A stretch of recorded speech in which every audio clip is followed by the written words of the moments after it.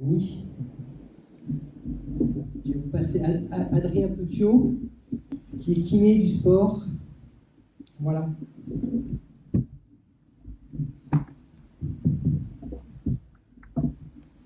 Bonsoir à tous. Donc par rapport à la petite vidéo, moi, il y a 2-3 points qui me paraissent très importants. Donc déjà, je pense qu'il n'y a pas tout le monde qui est dans le monde de la médecine, donc on va commencer par un peu d'anatomie. Déjà, le premier point important, donc, il disait que l'avantage de la foulée naturelle, c'était de répartir les contraintes au niveau musculaire et tendineux. Et ça, c'est pour la simple et bonne raison que, en termes de récepteurs et de sensations que perçoit le cerveau, les muscles et les tendons sont bourrés de récepteurs. Donc les informations que vous allez percevoir vont être très fiables. Au contraire des articulations où à l'intérieur il n'y a aucun récepteur. Donc quand on arrive à des douleurs articulaires, c'est que c'est déjà un peu trop tard. Donc il vaut mieux privilégier des sensations musculaires ou tendineuses qui vont être fiables et qui vous feront un retour très pertinent sur la sortie que vous venez d'effectuer ou que vous êtes en train de faire. Si vous sentez que vous commencez à avoir des douleurs ou des tensions, c'est peut-être que vous essayez d'aller un peu trop loin dans les contraintes que vous imposez à votre corps. Donc au moins vous aurez un retour fiable et vous saurez vous arrêter à temps avant d'aller un peu trop loin. Donc au niveau articulaire, comme je le disais, ça permet de répartir les contraintes au niveau pieds, chevilles, genoux, hanches. Donc il y a bon nombre de personnes qui ont des maux de dos en fin de footing ou le lendemain de footing. Ça veut dire que dans leur façon de courir, dans leur volume, dans leur intensité, il y a des paramètres qui ne sont pas adaptés. Donc ça, c'est une première chose qui me paraît importante, c'est de s'écouter, avoir du ressenti et de ce fait mieux gérer son entraînement. Après, il y a une deuxième chose, c'est que le pied, c'est comme une main. Donc, comme je vous disais, c'est bourré de récepteurs. Ça fait partie des sens, donc du toucher, avec la vue, l'ouïe, l'oreille, etc. Et de ce fait, vous allez avoir une foulée beaucoup plus légère. Parce que le problème de la chaussure, c'est qu'il y a une interface qui va être la semelle. On parle souvent de l'amorti. Le problème, c'est que plus cette semelle est épaisse, et plus elle va dissiper les informations du sol, à savoir le dénivelé, les endroits à risque d'entorse, les endroits qui peuvent être un peu aiguisés, qui pourraient être dangereux. Donc vous allez perdre tout votre sens d'alerte. L'avantage d'être pieds nus, c'est que déjà, il y a eu des études qui ont prouvé qu'on utilise 30% de capacité cognitive en plus. Du fait qu'avec un point de vue visuel, on screen le sol et on analyse mieux pour savoir où poser le pied. Et de ce fait, vous allez avoir une foulée beaucoup plus légère et beaucoup plus réactive. Parce que les informations vont être directement transmises au pied, et vous allez pouvoir les considérer plutôt qu'elles traversent toute l'interface de la semelle. Donc ça, c'est la deuxième chose. Enfin, pour terminer, il ne faut pas oublier que si on fait des analyses de vidéos de course à pied, si je prends le cas de la cheville, il faut savoir que la cheville, elle travaille ce qu'on appelle en isométrie. C'est-à-dire que l'angulation de la cheville est verrouillée. On n'a quasiment pas de débattement articulaire de la cheville lors de la foulée. On a un pas avec une cheville qui est quasiment verrouillée, et c'est le mollet et l'ensemble du musculaire du pied, du mollet et de la cheville postérieure qui va agir comme un ressort. Le problème, c'est que quand on analyse comparaison avec des chaussures, on a tendance à avoir plus d'amplitude articulaire et donc un temps de contact au sol qui est plus important et de ce fait plus de contraintes. Donc, tout ce que je vous dis là, c'est vrai, mais il y a un maître mot qui a été dit dans la vidéo qui est progressivité. Donc, avant d'en arriver là et de courir pieds nus, déjà, je pense qu'il faut en avoir l'envie. Parce que si vous vous imposez qu'il y a une contrainte de courir pieds nus, la notion de plaisir, vous n'allez pas nécessairement l'avoir. Alors que je pense que la base du sport, c'est de se faire plaisir. Et deuxième chose, derrière mon collègue podologue Jérémy détaillera plusieurs types de chaussures, de que des fois on peut être perdu un peu dans le monde de la chaussure. On a des outils pour parler de minimalisme, de minimalisme. Donc qu'est-ce que c'est exactement? Et donc il y a la possibilité de faire des transitions entre différentes paires de chaussures. Donc, on va avoir des chaussures qu'on va dire plus maximalistes ou moins minimalistes vers des chaussures plus minimalistes, moins maximalistes. Et de ce fait, assurer une transition. Et si un jour on souhaite se diriger vers le pied nu, ça se fera en douceur et on limitera le risque de blessure. Donc ça, progressivité, c'est vraiment le maître mot. Mais les muscles sont là pour vous rappeler un peu les tensions que vous pouvez avoir et du coup adapter votre entraînement. Par rapport au plaisir, par rapport à toute la patientèle que je vois, je leur pose là souvent la question: est-ce que tu sais pourquoi tu cours? Bien souvent, les patients ne savent pas me répondre. Pourquoi je cours? Pour faire la compétition. Ok, bien d'accord. Et la notion de plaisir, elle est vite perdue parce qu'on se perd vite dans un programme et il y a bien des sorties qui peuvent devenir contraignantes plus que plaisantes. N'oubliez pas qu'à la base, le sport, il y a le sport santé pour certaines personnes, pour d'autres, c'est un peu un échappatoire de l'activité professionnelle ou au domicile. Donc n'oubliez pas que la notion première, c'est le plaisir et que ça doit être le minimum possible une contrainte. Donc, veillez à bien vous écouter.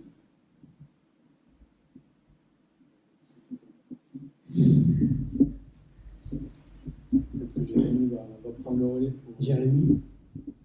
pour détailler un peu les différents types de chaussures pour en revenir sur. Tu prends le micro, Jérémy, et tu essaies de parler bien fort, parce qu'apparemment, on ne nous entend pas des masses.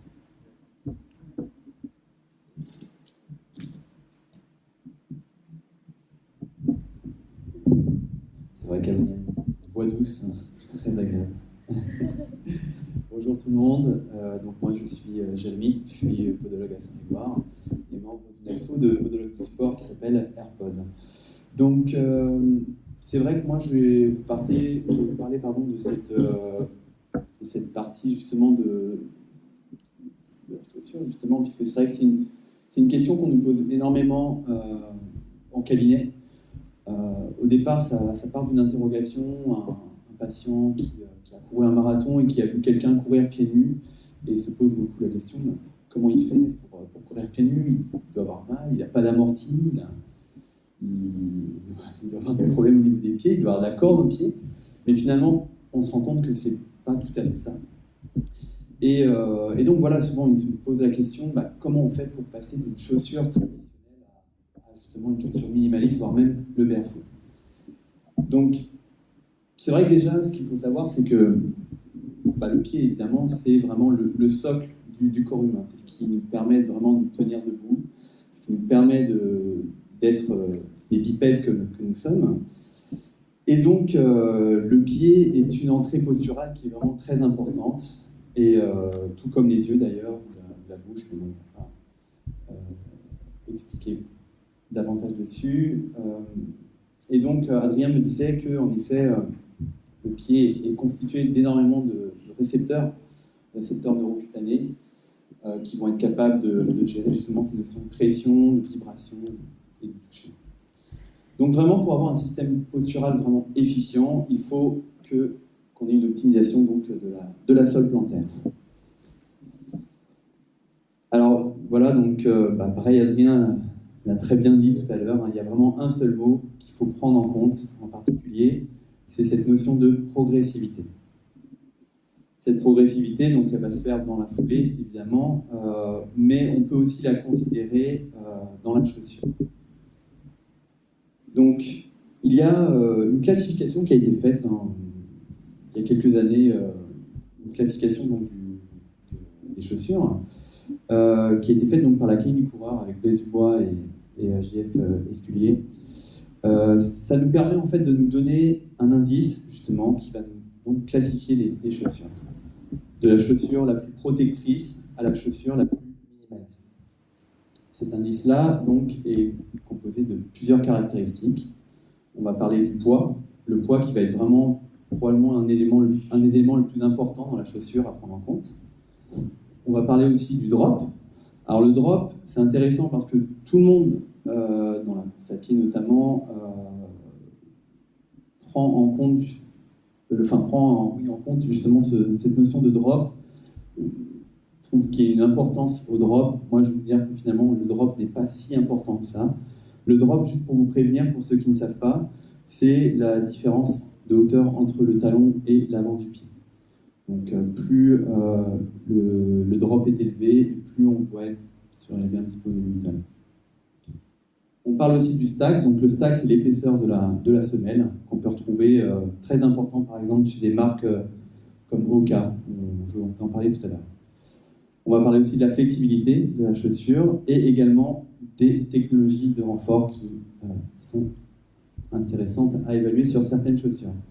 Donc, finalement, la chaussure qu'on connaît peut-être tous, celle qui est vendue le plus sur le marché, on va parler donc de la chaussure traditionnelle.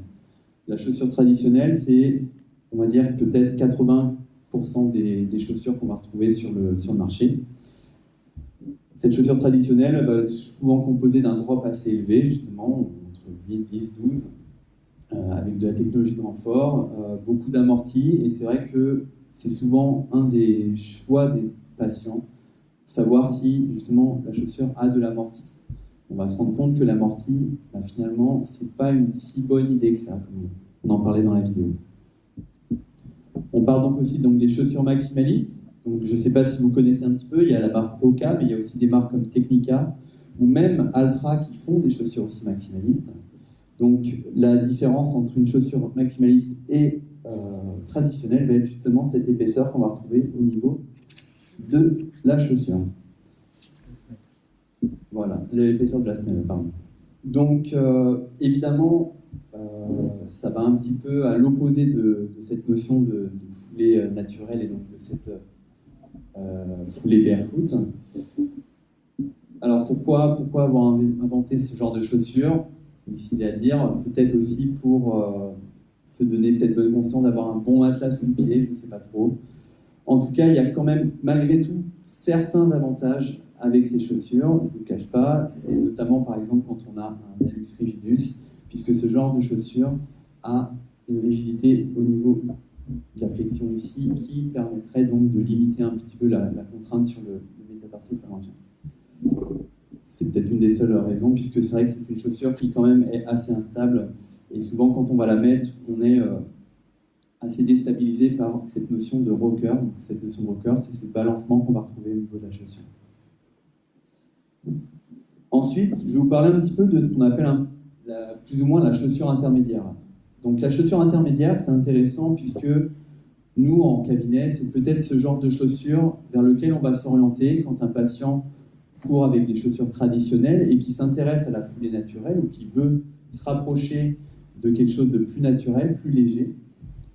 On peut parler de ce genre de chaussures puisque elles ont des caractéristiques qui sont plutôt intéressantes, justement intermédiaires, avec du drop qui va être un petit peu plus réduit, moins de technologie de renfort, moins d'amorti. Donc ça va nous permettre de nous rapprocher vraiment de quelque chose d'un petit peu plus naturel que ce qu'on a d'habitude avec une chaussure traditionnelle. On peut intégrer dans ce genre de chaussures également la marque comme Altra. Alors Altra, c'est une marque un peu particulière, puisque déjà c'est que du drop zéro pour le coup, mais il y a quand même un petit peu de semelle. Il y a parfois des petites technologies de renfort très légers. Et puis surtout la particularité avec cette chaussure Altra, c'est qu'on voit que au niveau du toe-box, le toe-box, c'est donc ce qu'on appelle la boîte à orteils, c'est l'avant-pied. On voit que la chaussure est beaucoup plus élargie sur l'avant du pied, justement pour essayer de libérer les orteils qui ont un rôle très intéressant et très important dans la stabilité du pied. Donc quand on compare un petit peu ce genre de chaussure avec ici, on voit qu'il y a quand même une légère différence, même avec aucun ici. On voit finalement que cette différence est plutôt intéressante au niveau de la forme de l'avant du pied. Enfin, on va pouvoir parler aussi de la chaussure minimaliste. Donc la chaussure minimaliste, là, on est vraiment sur la chaussure qui est plus proche de cette notion de foulée naturelle, avec du drop quasiment toujours à zéro, une légèreté au niveau de la chaussure, souvent on est aux alentours de 200, voire même en dessous, bien sûr, de 200 grammes. Une chaussure donc très légère et donc qui nous permet aussi d'être proche du sol avec une épaisseur de semelle qui est faible. Donc l'intérêt dans ce genre de chaussures, c'est justement de pouvoir mieux ressentir le relief et développer un petit peu plus ce qu'on appelle notre extéroception.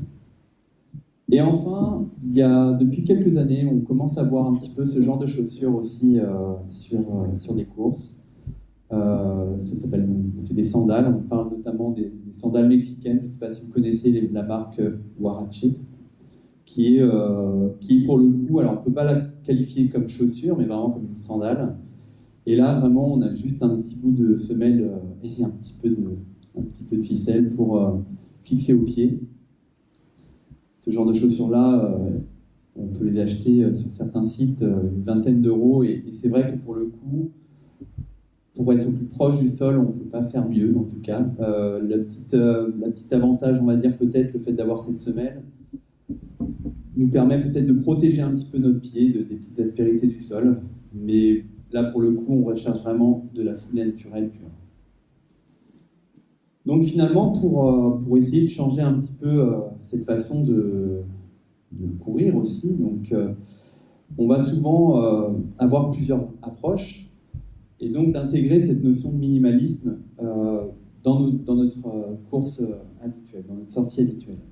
Donc il y a plusieurs approches. On peut essayer d'alterner notamment entre une sortie classique avec nos chaussures traditionnelles et puis de temps en temps nous faire nos sorties minimalistes, voire même barefoot justement, en allant trouver un chemin plutôt agréable.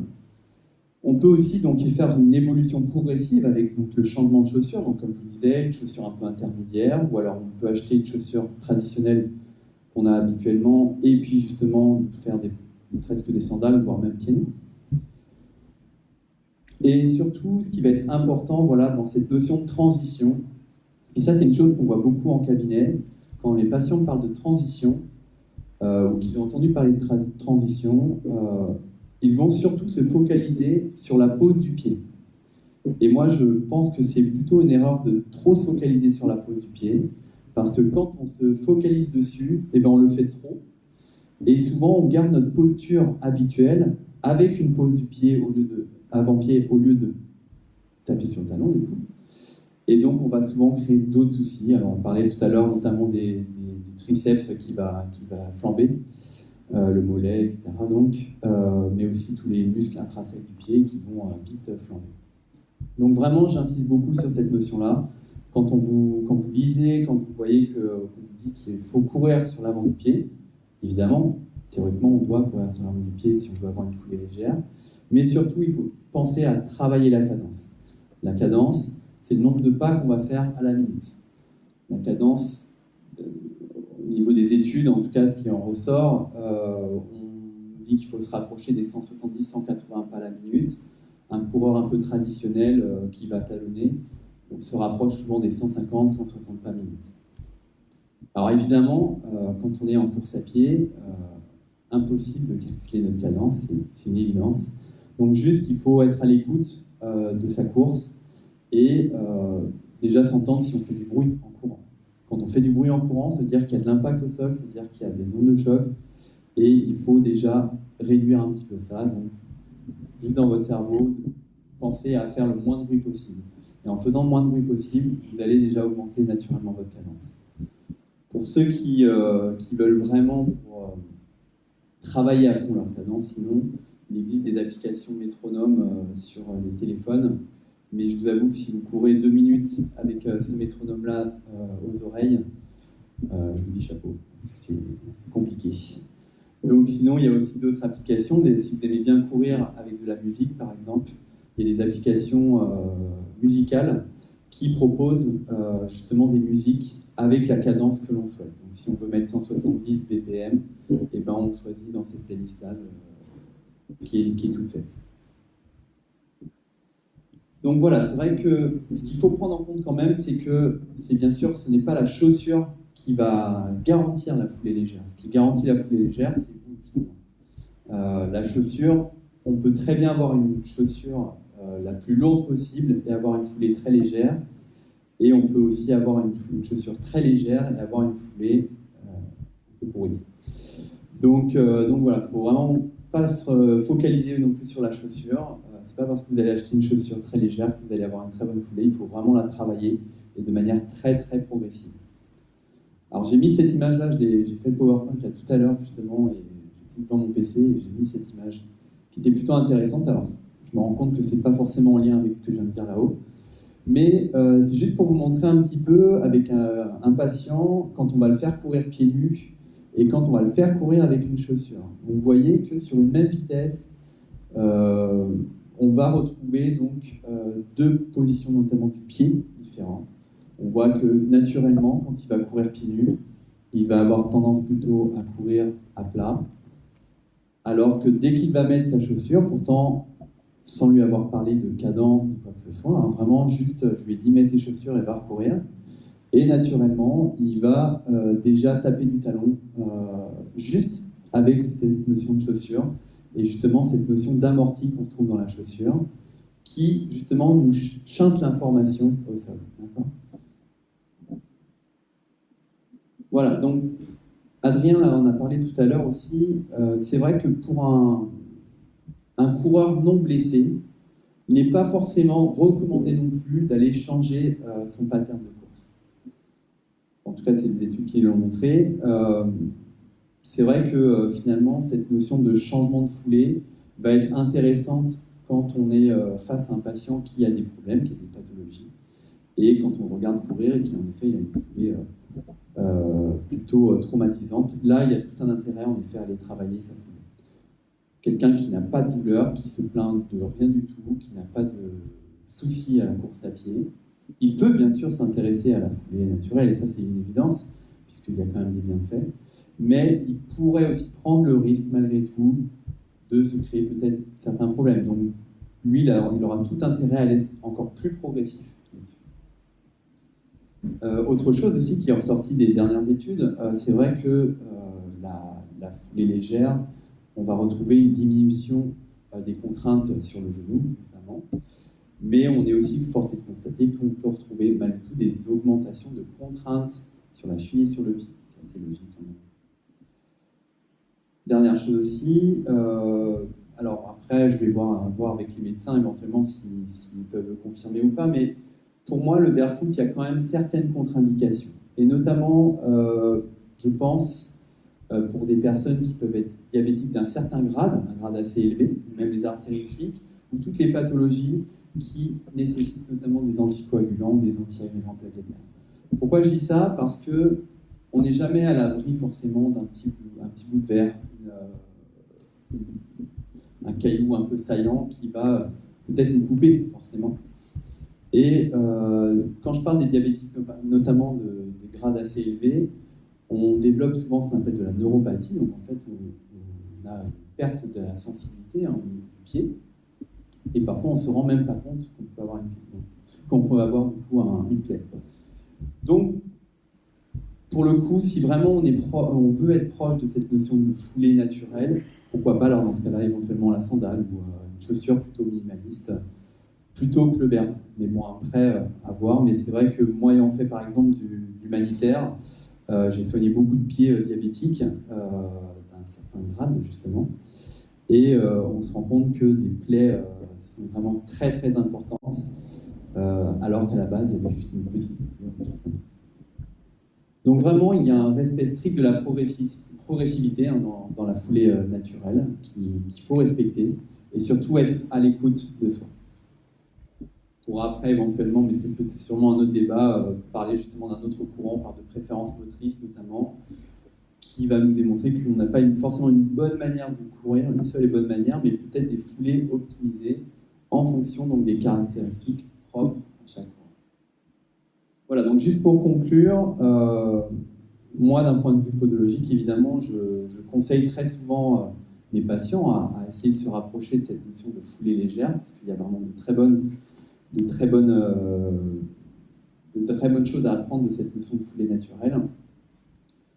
Mais vraiment, il faut respecter absolument cette notion de progressivité, d'y aller par étapes, ne pas brûler les étapes au risque de se blesser. Et puis voilà, s'il y a une blessure, nous, les kinés, les médecins, les podologues ou autres, on sera là bien sûr pour vous soigner. Donc voilà, je vous remercie.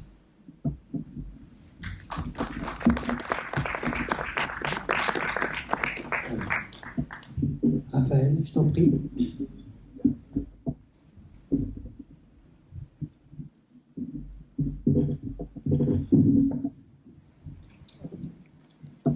Je ne vais pas être très long parce que tout a déjà été plus ou moins dit, mais j'aimerais revenir. Moi j'ai rencontré Gwendal il y a 5 ans, et quand il m'a parlé de cette foulée un peu naturelle, je l'ai un peu pris pour un fou au départ. Et puis après, on a fait connaissance, et puis j'ai commencé à me dire, mais ça pourrait être super intéressant dans la pathologie. Aujourd'hui, dès qu'on a un petit peu d'arthrose du genou, les chirurgiens ont tendance à dire « il faut arrêter le sport, il faut arrêter de courir, il faut faire du vélo et de la piscine ». Alors là-dessus, je suis absolument pas d'accord, et on peut tout à fait courir, et c'est vraiment dans ce sens-là que j'utilise la foulée naturelle. C'est-à-dire que, comme Gwendal vous l'a dit, la position du pied, l'impact, la diminution des traumatismes, dans l'arthrose, en les faisant courir sur la pointe, on diminue un petit peu les douleurs articulaires, et on arrive vraiment à faire recourir les gens comme ça. D'ailleurs, on a amené des patients à des séances de découverte, des gens qui couraient plus depuis 1 an et qui étaient bluffés de pouvoir courir, alors certes pas 10 km d'un coup, mais de pouvoir recourir, reprendre sur quelques centaines de mètres les sensations de la course à pied. Sur l'arthrose, aujourd'hui c'est très clair, la course à pied ne donne pas d'arthrose. Donc il n'y a aucune contre-indication à courir quand on a une bonne arthrose, ou quand on a mal au dos, c'est pareil, hein, la course à pied ne va pas donner d'hernie discale, hein, c'est pas vrai.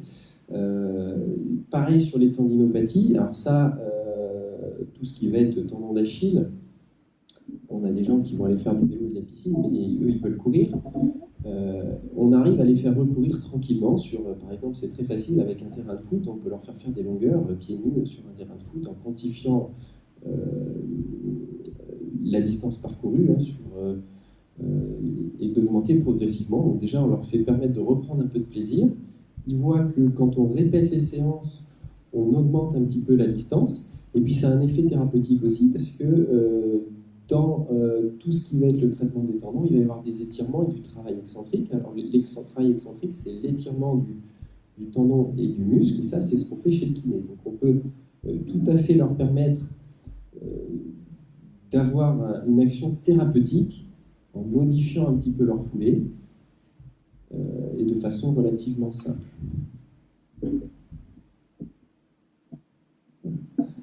Écoute, très très bien.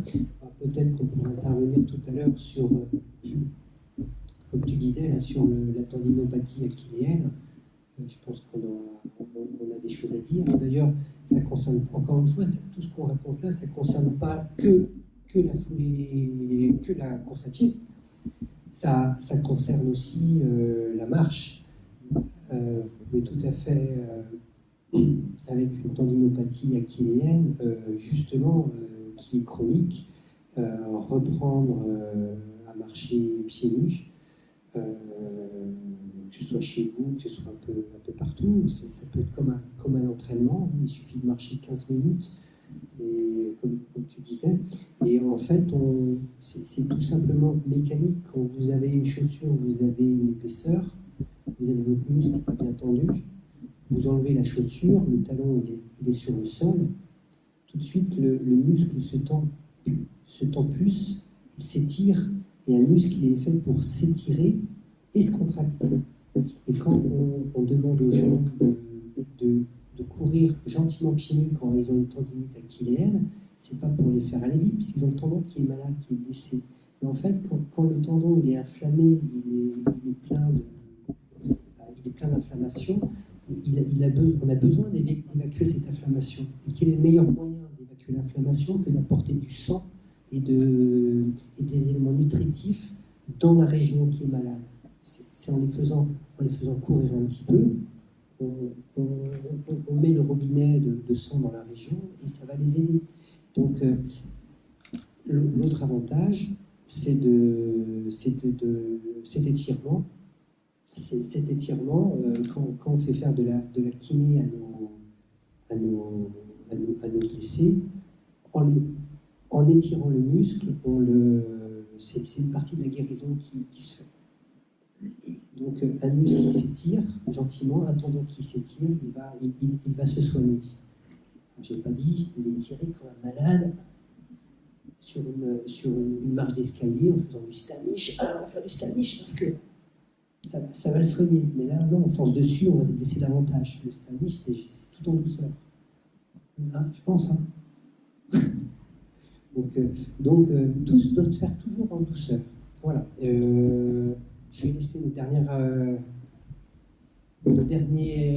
intervenant parler, et puis ensuite on va pouvoir répondre aux questions des uns et des autres. Si on y répond bien, je te laisse prendre le micro.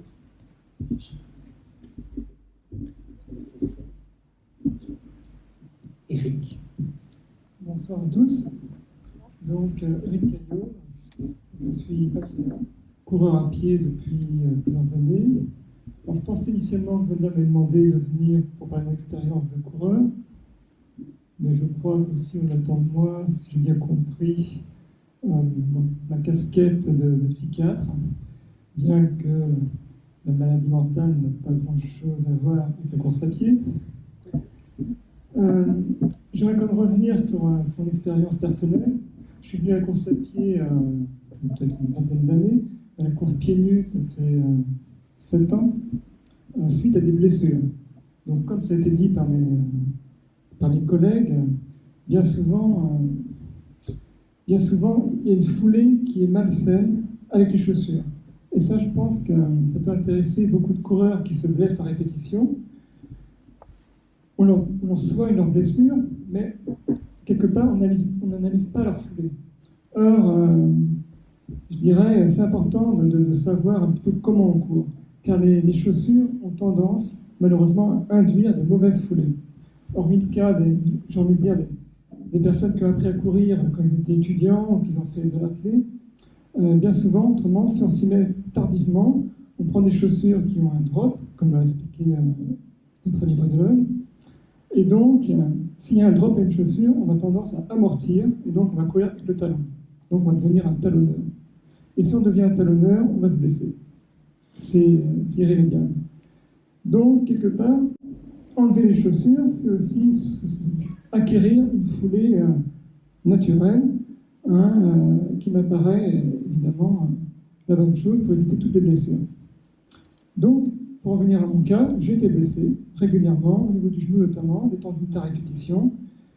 Et j'ai lu un bouquin, que peut-être certains d'entre vous connaissent, qui s'appelle Born to Run, qui a été traduit en français en 2012, où c'est un journaliste américain qui raconte un petit peu sa propre expérience des coureurs à pied, qui se blesse à répétition.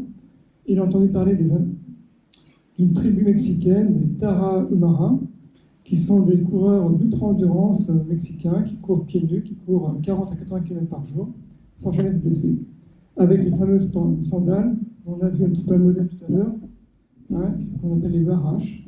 Et donc, ces Indiens, eh bien, ce journaliste américain s'y est intéressé, et dans son bouquin, il raconte un petit peu comment il en est venu à penser que la course pieds nus n'était pas impossible. Et d'ailleurs, c'est comme ça que l'être humain a toujours couru, quand on y réfléchit. Donc, eh bien, suite à la lecture de ce bouquin, eh bien, je suis passé à la course à pieds nus, progressivement, et petit à petit, plus de blessures. Donc, c'est comme quelque chose, voilà, depuis 6-7 ans, j'ai eu des petites blessures, mais des blessures liées évidemment au manque de chaussures. Les chaussures, ça montre une protection irremplaçable. S'il suffit d'aller dans des chemins, dans la montagne, on ne peut pas se passer de chaussures. Ceci étant dit, les chaussures devraient se limiter à une simple protection. Or, quand on rajoute des gadgets, notamment des drops, les fameuses Oka, eh bien, quelque part, on dessert le coureur car on a une mauvaise foulée. Le passage à la course pieds nus, s'accompagne, très bien dit dans la vidéo de Gwendal, des sensations particulières. Hein, on en revient à la sensation du pied, hein, quelque part, et c'est là que ça devient intéressant sur le plan psychologique, c'est que quelque part, on retrouve des sensations, et ça nous ramène un petit peu dans le présent. Alors, ce qu'on fait également pour d'autres activités, hein, certaines personnes le font avec le jardinage, d'autres avec la marche à pied, tout simplement, hein, et le fait d'enlever les chaussures, d'être dans la sensation directe, nous permet de nous rapprocher du présent. Et c'est quelque chose qui m'apparaît assez intéressant. Je pense que la plupart d'entre vous recherchent aussi des genres d'activités, hein, qui nous permet un petit peu c'était dit également, un petit peu de se vider la tête, comme on dit, hein, ou en tout cas de se recentrer et de se recentrer. Voilà ce que je vais dire. Je ne vais pas être plus long, parce que peut-être qu'on va donner la parole à la salle. Oui. Et on répondra aux questions, ceux que ça intéresse.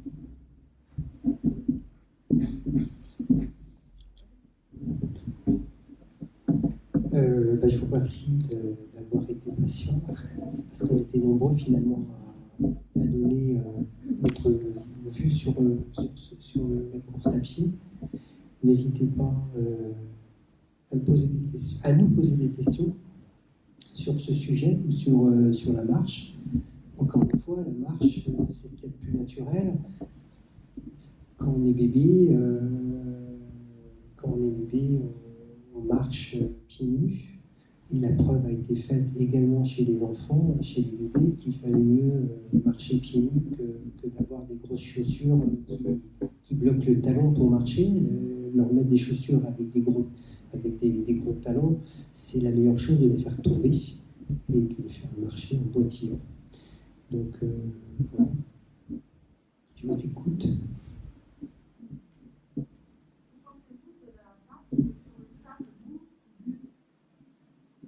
Sur le sable mou ou dur? Écoutez, alors, comme je vous disais tout à l'heure, je vous parlais du talon. De marcher sur du sable mou, c'est très bien. Mais le talon, voilà, quand vous marchez pieds nus, votre talon s'arrête au sol. Quand vous marchez sur du sable mou, le talon il va descendre encore plus. Donc en descendant encore plus, il va s'étirer les muscles gastro-œdémiens solaires, ils vont s'étirer encore davantage et ils vont contracter encore un peu plus fort. Donc c'est très bien, hein, c'est un très bon exemple. Par contre, à la fin de la journée ou de la marche, vous aurez des mollets en feu. Parce que c'est des muscles qui n'ont pas l'habitude de s'étirer autant et de se contracter autant. Je crois que on l'est tous.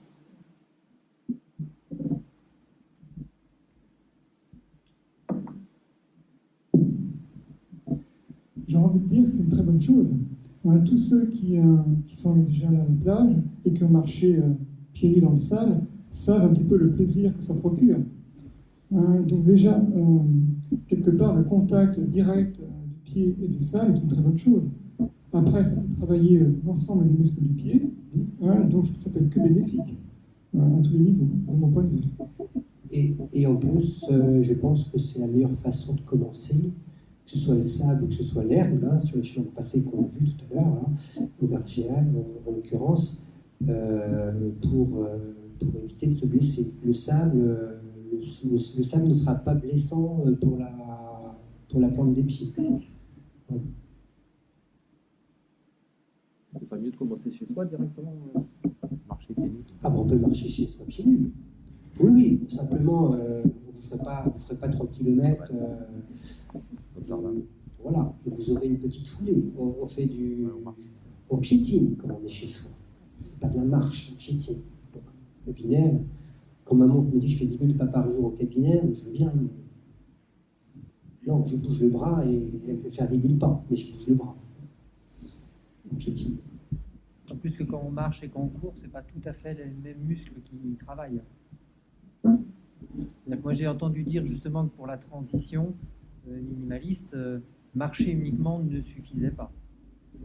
Non, parce que quand on court, on applique une force plus importante dans le pied, dont on aura besoin pour aller vite, parce que courir, c'est d'aller vite quand même. Donc si on ne fait que marcher lentement, on n'appliquera aucune force dans les muscles du pied, et en soi, on n'a pas besoin d'une énorme transition pour marcher pieds nus. Elle se fera sur plus longtemps, mais voilà, ce sera. Aujourd'hui, n'importe qui peut aller la semaine prochaine sur la plage et faire 3 heures à marcher sur la plage, et le pied n'aura aucune conséquence. Nous, samedi soir, on va au Mont-Saint-Michel. On va faire une sortie nocturne, une découverte de la foule naturelle. Et tous les ans, on fait ça. Donc, on a des novices de la course pieds nus qui viennent tous les ans, qui viennent découvrir. Donc, vous allez dire, vous venez de nous dire qu'il faut une transition et vous les amenez faire 17 km pieds nus au Mont-Saint-Michel.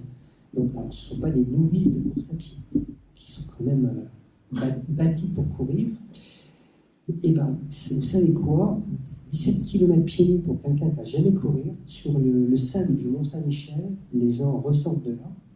Certes, ils auront des courbatures, ça, je n'ai pas dit le contraire, mais ils ressortent de là, les pieds, il y en a quelques-uns qui l'ont fait, les pieds n'ont pas souffert. Messieurs, non ? Voilà, la plante des pieds n'a absolument pas souffert. Donc, par contre, je mets ces mêmes personnes à courir 2 km sur le goudron. Au 3e kilomètre, elles auront du sang plein les pieds. Vous voyez, franchement, de marcher sur la plage, ou courir sur la plage, ça ne pose pas de problème pour démarrer. Après, pour aller sur d'autres types de chemins, il faut de la transition. Oui.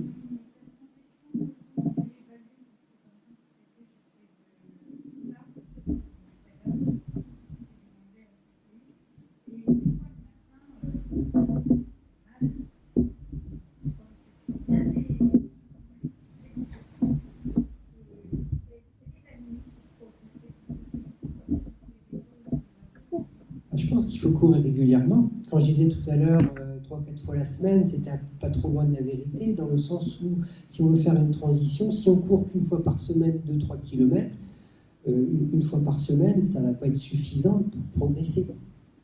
Il faut vraiment courir une fois tous les 2-3 jours pour que les 2 jours ne sont pas inutiles de repos. Parce que pendant ce temps-là, ces 2-3 km où on a couru, où on a un petit peu abîmé le pied au vu de la plante, physiquement, parce qu'on traumatise dessus au départ, et le pied, lui, il n'est pas habitué à marcher, à forcer sur la plante, donc il se traumatise un petit peu.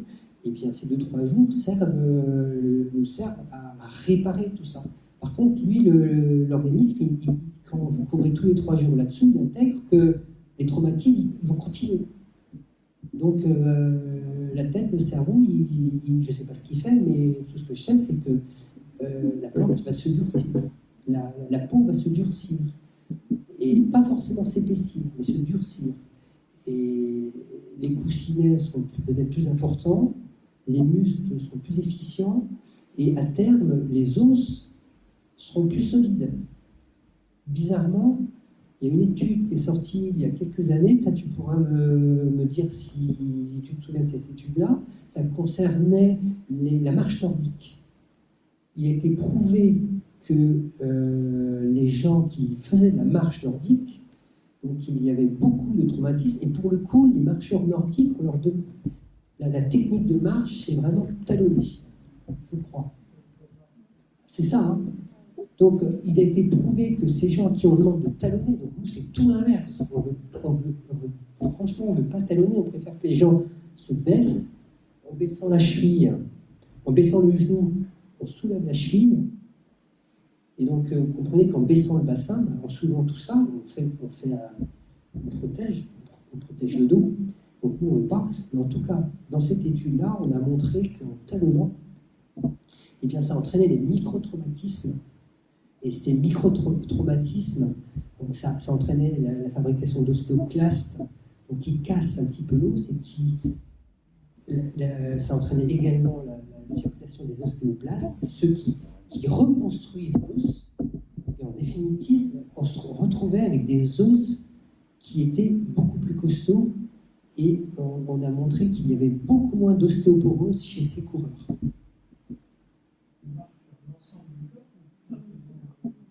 Ah ben, l'ostéoporose, c'est partout. Hein. Il y a moins d'ostéoporose chez les gens qui courent, qui marchent. Alors là, c'était une étude sur la marche nordique.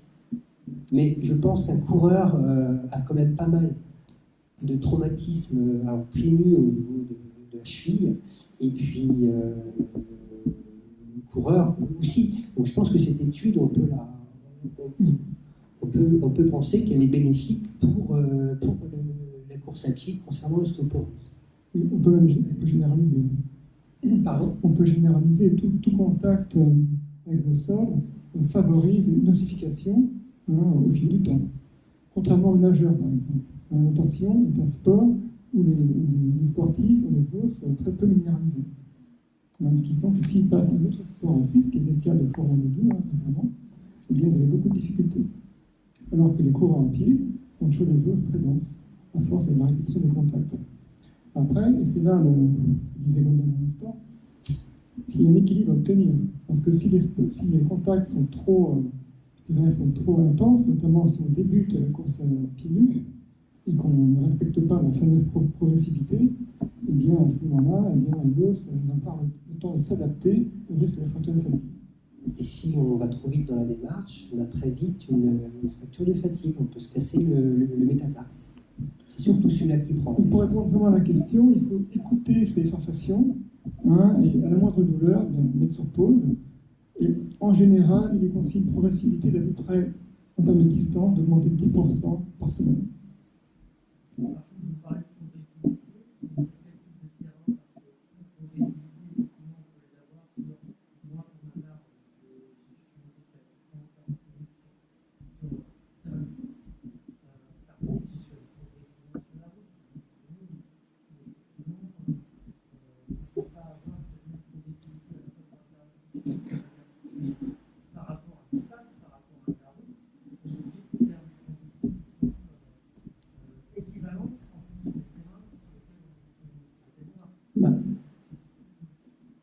Je dirais, ça c'est mon avis, si vraiment on veut acquérir une foulée naturelle, on a tout intérêt à prendre, je dirais, un terrain dur, dès le départ. C'est avec un terrain difficile qu'on amortira le plus. Si on court dans du sable, notre foulée ne va pas vraiment changer, on peut se permettre de talonner dans du sable, parce que le sable amortit tout. Par contre, si on court sur du gravier, essayez, même marcher. Si on marche sur du gravier, eh bien, on est obligé de plier le genou, on est obligé d'acquérir en quelque sorte la foulée qui sera la meilleure possible. Si tu apprends à courir 40 minutes sur de l'herbe, tu vas avoir une transition musculo-tendineuse, ça, il n'y a aucun doute. Le problème, c'est que la protection, la partie plante des pieds, tu ne vas pas l'avoir. Donc après le moment où tu vas aller sur la route, tu repars à zéro, parce que tu n'as pas fait ta préparation de pied. Voilà. Donc il faut que tu repartes à 2 km pour la plante de pied, parce que quand même, c'est là-bas, c'est ça qui touche. Il vaut mieux démarrer pieds nus, sur la route avec des chaussettes, les premières fois. Après, tout dépend. Si vous avez du plaisir à courir sur de l'herbe tout le temps, franchement, il n'y a pas besoin de faire sur de la route. Mais de l'herbe, la terre en elle-même, oui, mais bon, si vous courez que là-dessus, moi là-bas, pour le coup, là-bas, c'est le plaisir. Si vous voulez pouvoir courir partout, oui, là, il faudra prendre le taureau par les cornes et puis aller sur le goudron, faire du goudron. Et quand vous saurez faire du goudron, vous pourrez aller partout. C'est tout. C'est tout. Parce que vous faites votre transition pour tout. Voilà. Je dirais que la peau est un bon signal. La peau va nous obliger à stopper, à nous arrêter. Si la peau est abîmée, on va s'arrêter, on va ralentir, on va prendre 1 ou 2 jours de repos. Et c'est un bon signal. Il vaut mieux être bloqué par la peau que par, je dirais, les tendons, les muscles, les articulations qu'on ne voit pas. Oui. Il y a cette difficulté sur pieds nus, c'est les descentes. Descentes sur terrain assez dur, ça peut être gravier, etc. En descente, on a tendance à prendre de la vitesse, et la difficulté, c'est justement le vide. On a quand même tendance un petit peu à réfléchir, mais on ralentit. Donc on est moins rapide qu'à l'époque, quand on faisait les chaussures. La difficulté pour moi, c'est les descentes. Par contre, les montées, c'est fantastique. Même constatation. Et alors, comment aborder ce... Même constatation. En descente, on est moins rapide. Avec les chaussures. Bah oui. Forcément, il y a un freinage. Bah oui. Il y a un freinage du pied, et comme il n'y a pas la semelle pour tout prendre, forcément, on est moins, le pied il est moins capable. Donc c'est plus douloureux. Par contre, vous pouvez nous confirmer C'est plus l'histoire. dangereux. Si on veut conserver la vitesse en descendant, pieds nus, enfin, ça dépend. Si on est sur du chemin, sur tout gadouilleux, il faut vraiment être vigilant, c'est beaucoup plus dangereux. C'est dangereux aussi les plaques de métal en ville. Je ne sais pas si vous avez, en béton par exemple, la grande descente du tour, vous avez souvent des plaques, quand c'est mouillé, quand il pleut, Ça glisse. là, il ne se pas attention. Le pied a tendance même à Le le passage piéton, comme dans les chemins boueux. Pieds nus, on n'a pas de protection. Bien sûr, il faut être attentif, vigilant, bien sûr. Et on remplacera une protection par des chaussures dans les terrains difficiles. On y fout. Ouais, ça fait pas très envie, quand même. Pardon ? Ça fait pas super envie, quand même. Mais c'est pour ça que je parle de la notion de plaisir. Parce que là, vous avez des coureurs chevronnés qui essaient de... Moi, j'ai aussi dit qu'en courant pieds nus, on va plus vite. Moi, j'ai battu tous mes records de coureurs à pied, dans toutes les distances, le 10 km, le 21, le 42. Je les ai tous battus pieds nus. Alors, j'ai mis un peu de temps. En course de route. Course route, ouais. Parce que moi, je fais du trail, et à l'inverse, en trail, on va forcément moins vite. Parce que le terrain, il est forcément extrêmement Ouais, mais peut-être que j'irai plus loin. difficile pour les pieds, quoi. Peut-être que j'irai plus loin parce que on met moins d'énergie. Le corps s'adapte, la foulée s'adapte, et donc quelque part, pour une vitesse équivalente, on a moins de battements cardiaques pieds nus. Donc peut-être qu'on irait un peu moins vite, mais on ferait plus de kilomètres. Donc peut-être que, mais moi je suis pas. Eux, ils savent faire des 52, des 70 km. Moi, je ne suis pas jusque-là. J'ai fait 45. Marathon de la vie. Entre le centre anticancéreux et le sud de Rennes. Moi, j'aurais voulu revenir sur cette notion de plaisir. Parce que c'est... en général, c'est le truc... les gens, quand ils nous interpellent, quand on leur parle de course pieds nus, forcément, ils nous prennent pour des masos, parce que forcément, ça fait mal. Et même si on a une plante de pied, un pied qui est bien entraîné, tout ça, malgré tout, il y a toujours quelques cailloux. Quand tu fais du trail, en ce moment, il y a les châtaignes, il y a les glands, il y a les... Enfin bon, voilà. Donc là, en ce moment, il y a 2 mois de difficulté, là. Les ronces. Avant que ça se ramollisse. Et c'est très particulier, cette notion de plaisir, quand même. Parce qu'effectivement, sur de l'herbe, sur du sable, tout ça, de la terre, ou un sous-bois avec des épines de pin, là, et la terre chaude et tout ça, il y a des moments de bonheur extraordinaires, quoi. Et en même temps,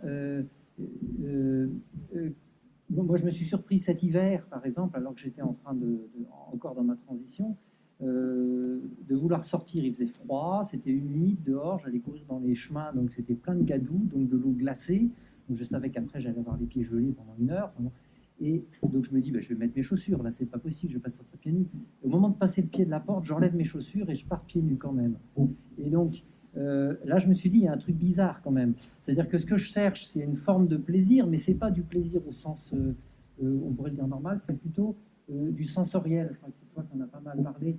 Il y a un plaisir d'être dans la sensorialité, d'être dans un contact avec le sol, avec Sarah, même si on sait que ça va être froid, qu'on va se faire mal, qu'on aura les pieds complètement endoloris et on sentira plus rien à un moment. Enfin, voilà. Quand vous allez marcher, vous aimez bien aussi le vent, sentir le vent sur vous. Vous avez ce côté sensoriel, des sensations. Quand vous marchez pieds nus, tout ça, c'est multiplié par 10, parce qu'il y a la chaleur du sol, ou le froid du sol, il y a les petits picotements, il y a les différentes sensations, les différentes structures de sol. Tout est multiplié par 10. Un autre aspect qui, moi, a changé ma vie de coureur, c'est qu'il y a quelques années, quand je courais, le vendredi après-midi, c'est mon jour mon après-midi de repos, j'allais souvent courir le vendredi après-midi, et puis à un moment donné, ça devenait extrêmement pénible, parce que en courant, je refaisais toutes les consultations de la semaine. Et ça en devenait insupportable. Et donc je me suis mis à me mettre des écouteurs dans les oreilles de la musique pour évacuer ça. Et de fait, depuis que je cours pieds nus, eh bien, c'est comme si je me mets en méditation. Je me mets en auto-méditation. Je me fais même surprendre en me disant, ma femme elle me croise dans la rue, dis donc, c'est sympa, je t'ai croisé sur notre trottoir, tu m'as même pas dit bonjour, quoi. Et j'ai pas vu, quoi. J'ai juste pas vu, je suis dans mon monde. On n'en voulait pas, hein, si je dis pas bonjour quand je cours, mais en fait, on a l'oreille qui est fixée sur les bruits dangereux, les voitures, choses comme ça, qui peuvent nous surprendre, et pour le reste, on est dans le bout de nos doigts, dans le bout de nos pieds, on est vraiment dans la méditation. Et c'est assez extraordinaire. Et ça, je ne m'en suis pas rendu compte, et ce n'était pas volontaire. Donc, il y a vraiment cet aspect bénéfique pour moi. Oui, c'est vrai que c'est peut-être facilité par la course pieds nus, parce qu'il y a une contact direct au sol, une sensation directe. Mais je pense que la plupart d'entre nous peuvent le faire par d'autres. C'est possible. Moi, ça m'a apporté ça. Alors, moi, je me pose la question, le bien-être, il est pas bon, mais est-ce qu'il y a du bien-être? Est-ce que vous avez des sensations derrière?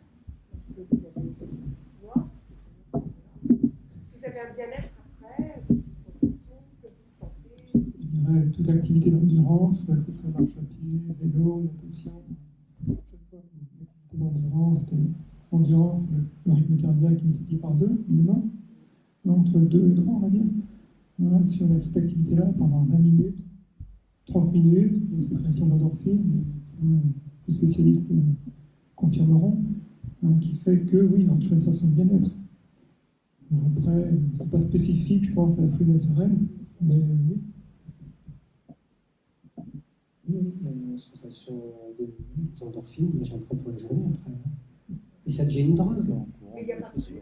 Ma femme dit que je suis drogué aussi. Je l'adore. Hein. Elle dit mais en même temps, une drogue qui rallonge la vie de 2-3 ans, moi je me dis que c'est pas une drogue mauvaise quand même. Hein, elle ne me coûte rien. J'ai moins de risques cardiovasculaires, moins de cancer.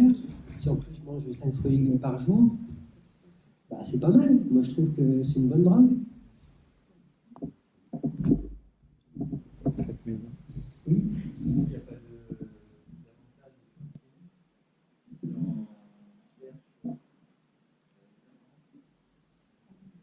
Alors en performance, si, on a un avantage à courir pieds nus. Parce que comme vous avez compris tout à l'heure, peut-être pas entièrement, mais quand on court pieds nus, ça entraîne un rééquilibrage des muscles postérieurs par rapport aux antérieurs. Donc quand on court, on utilise surtout les muscles antérieurs, les quadriceps et tout ça habituellement. Et en fait, quand on court pieds nus, en posant le pied au sol, on renforce toute cette partie-là. C'est les mollets, les ischios, les mollets fessiers. Et donc, en fait, à quoi ils servent ces muscles-là? Ils servent à être impédis. Ils servent à propulser l'avant. Et donc, ils se renforcent, ils sont beaucoup plus costauds. Et qu'est-ce que disait monsieur là, tout à l'heure en courant dans les côtes? Qu'est-ce qui se passe? Dans les côtes, quand on court avec des coureurs normaux, lambda, avec qui nous suivent, moi je fais ça tous les dimanches, hein, je rigole. Mon pauvre collègue, il n'est pas là. Et nous deux, quand on court en côte, eh bien, on accélère tout le temps. Pour revenir, je dirais, On accélère. je dirais, si on a une foulée qui est proche de la foulée naturelle, effectivement, après la question, est-ce que pieds nus ou avec des chaussures, il y a une différence? Je dirais, sans chaussures, on est plus léger. Le fait d'être plus léger va favoriser évidemment des performances. D'ailleurs, les meilleurs athlètes mondiaux essayent d'avoir des chaussures les plus légères possibles. Hein. Ils pourraient courir pieds nus, les athlètes kenyans notamment, hein, mais s'ils mettent des chaussures, c'est pour aussi des raisons de sponsoring. Il y a aussi des exemples avec des pieds.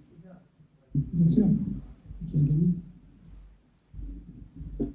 La première motivation, c'est beaucoup de compétition. Si je vais le mettre, c'est pas une mode pour moi, c'est pas un effet de mode. C'est vraiment c'est vraiment redécouvrir autrement la façon de courir et surtout, je pense qu'on ne doit pas forcer les gens, ça doit venir naturellement. Bien sûr, ça a été rappelé par Jérémy. Oui, il y a plusieurs modes d'entrée hein, dans le flux naturel. Il y a ceux qui ont des blessures et qui ne comprennent pas pourquoi, c'était mon cas. Il y a ceux qui veulent s'approcher de la sensation directe. Hein, il y a ceux qui veulent choisir. Voilà notre façon de faire. Il y a plusieurs façons. Hein. Moi, je ne suis pas de prosélytisme pour la course pieds nus. Je pense que les chaussures resteront indispensables, notamment si on veut randonner en montagne ou en chemin accidenté. Il faut une protection. C'est indispensable. Voilà. Mais bon, la plupart des chemins comme par chez nous, oui, là, on peut, je dirais, oui, essayer, hein, parce que là, on ne risque pas grand-chose. Hormis peut-être des cas de figure que je ne connais pas trop la question, les diabétiques. Mais hormis quelques cas particuliers, oui, on peut tous expérimenter, je pense. Un autre avantage de la marche ou course pieds nus, c'est que vous n'avez pas de protection. Ça veut dire quoi? Ça veut dire que les muscles du pied, les étendances, les ligaments travaillent davantage et vous êtes beaucoup plus proche du sol. Qu'est-ce qui se passe au niveau du côte? Plus d'entorse. Vos pieds sont renforcés, plus d'entorse. Je n'ai jamais eu d'entorse. Donc, et pourtant, on court, on fait du trail. On a fait l'année dernière, j'avais déchiré là, c'est où ça On fait même la course Québriac. Québriac, ouais, c'est ça, Québriac. Et donc, c'est quand même du... Jamais, même dans des gros dévers, le pied va se tordre. Il y a un renforcement qui est quand même assez prodigieux. Donc ça, pour les gens qui sont fragiles à ce niveau-là, de se mettre à marcher pieds nus, c'est très très intéressant.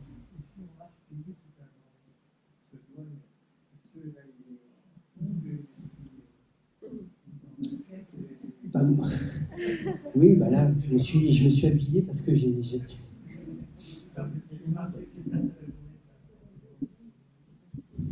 C'est bien pour les tendons, pour les muscles du pied et pour l'articulation du pied, oui, tout à fait. Ça va la renforcer, ça c'est sûr.